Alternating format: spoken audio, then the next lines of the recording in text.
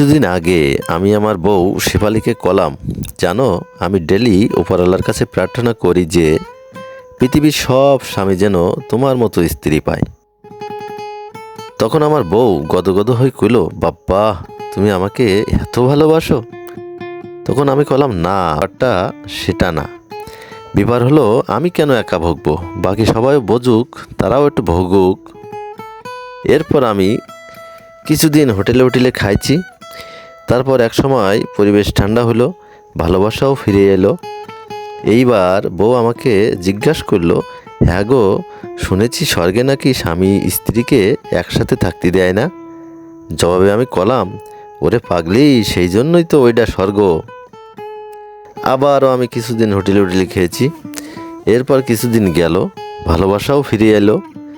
আজ দুপুরে কোনো এক বিশেষ মুহূর্তে বউ আমাকে আহ্লাদ করে কইল, ওগো, আমি যদি কোনোদিন হারাই যাই তাহলে তুমি কি করবা? তখন আমি কলাম, পেপারে বিজ্ঞাপন দেবো, ফেসবুকে বিজ্ঞাপন দেবো। বউ জানতেছিল, কি লিখবা পেপারে, কি লিখবা ফেসবুকে। জবাবে আমি কলাম, হারাই যাওয়া মাল যে পাবে তার। তারপর থেকে আমি আবারও বাইরে আছি।